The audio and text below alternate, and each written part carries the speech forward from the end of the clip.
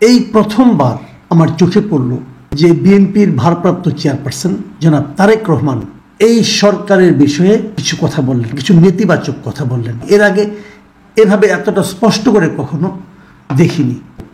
তিনি বলেছেন যে আমরা লক্ষ্য করছি যে সরকারের বিভিন্ন কথাবার্তা থেকে এবং বিভিন্ন ব্যক্তি আলোচনা থেকে ফুটে উঠছে যে তারা সম্ভবত তাদের লক্ষ্য থেকে কিছুটা হলেও ক্ষেত্র বিশেষে বিচ্যুত হচ্ছে। মানে এই অন্তর্বর্তীকালীন সরকার তাদের যে লক্ষ্যটা কি, এই লক্ষ্যটা নিয়ে কিন্তু আপনাদের নানা রকম ব্যাখ্যা থাকতে পারে।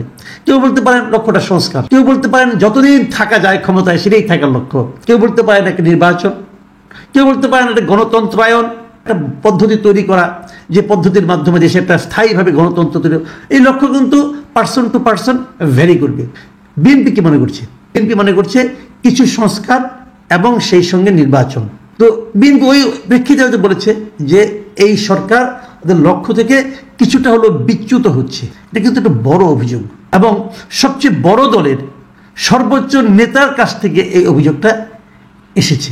বলবেন যে উনি তো সর্বোচ্চ নেতা না, উনি তো ভারপ্রাপ্ত চেয়ারম্যান তো একজন আছেন, চেয়ারপারসন। হ্যাঁ আছেন, চেয়ারপারসন কিন্তু ওনার কাছেই আছে। কাজেই উনি যে কথাগুলি বলেছেন এগুলি হয়তো চেয়ারপারসনের সঙ্গে আলোচনা করেই বলেছেন, একই বাসায় থাকেন যেহেতু, এখন তো দূরে নেই। কাজেই আমার ধারণা এটা বিএনপির সর্বোচ্চ নেতৃত্বের কাছ থেকে এই অভিযোগটা এসেছে অন্তর্বর্তীকালীন সরকারের প্রতি। অন্তর্বর্তীকালীন সরকার এটাকে গুরুত্ব দেবে নাকি দেবে না, মনে করি দেওয়া উচিত। কারণ অন্তর্বর্তীকালীন সরকার কিন্তু আলাদা কোনো অস্তিত্ব না, সারা দেশের মানুষের সরকার। এখন সারা দেশের মানুষের মধ্যে এখানে অনেকগুলি রাজনৈতিক দল আছে এবং অনেকগুলি রাজনৈতিক দলের মধ্যে সবচেয়ে বড় স্টেক হোল্ডার এই মুহূর্তে হলো বিএনপি। কাজেই গুরুত্ব দিতে হবে ভাই। সরকারের মধ্যে এক একজন এক এক রকম কথা বলছে, তেমনও কিন্তু আমরা দেখেছি। একদল বলছে আওয়ামী লীগকে নিষিদ্ধ করতেই হবে, আরেকদল বলছে আওয়ামী লীগকে নিষিদ্ধ করা যাবে না, আরেকজনকে বলছে তার জীবনের লক্ষ্যই হচ্ছে যে আওয়ামী লীগকে নিষিদ্ধ করা। এরকম নানা কথা কিন্তু হচ্ছে, আরও অনেক ক্ষেত্রে হচ্ছে। সংবিধান নিয়ে হচ্ছে, রাষ্ট্রের ব্যবস্থা কী হবে সেটা নিয়ে হচ্ছে, অনেক কিছু হচ্ছে।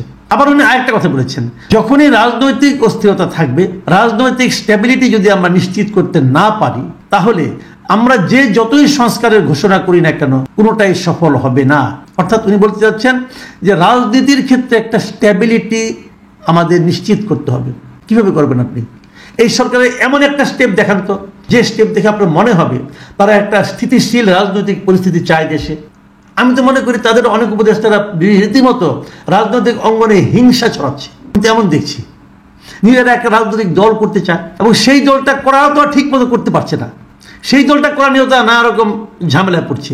অন্য রাজনৈতিক দলগুলির মধ্যে একজনের পারস্পরিক প্রতিহিংসা তারা ছড়িয়ে দিচ্ছে। ঠিক হচ্ছে?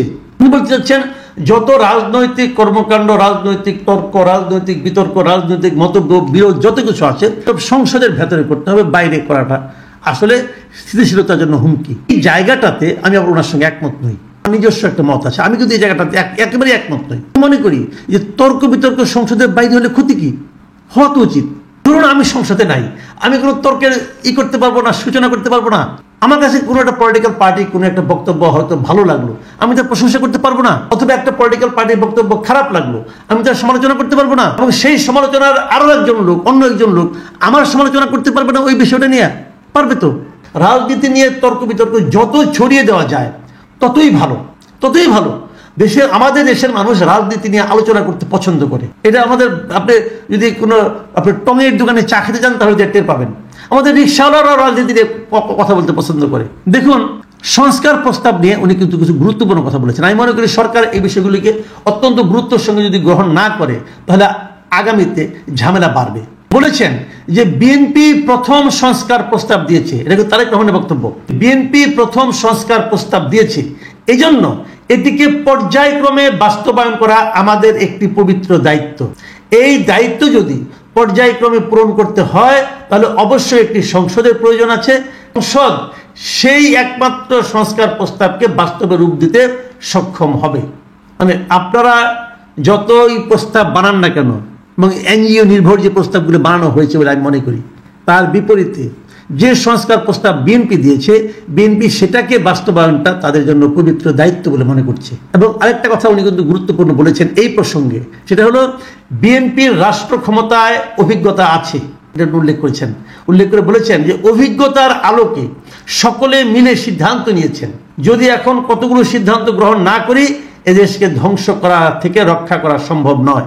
পুরার বক্তব্য হলো বিএনপি যে প্রস্তাবগুলি দিয়েছেন সেই প্রস্তাবগুলি বিএনপি দিয়েছে রাষ্ট্র ক্ষমতায় থাকার অভিজ্ঞতা থেকে। অর্থ কি? অর্থ হচ্ছে যে এই সংস্কার কমিশনগুলো যে প্রস্তাবগুলি দিয়েছে তাদের রাষ্ট্র ক্ষমতায় থাকার কোনো অভিজ্ঞতা নাই। তারা জানে না এই সংস্কারের কোনটা রাষ্ট্রের জন্য প্রয়োজন। কিন্তু সিম্পল ভাই,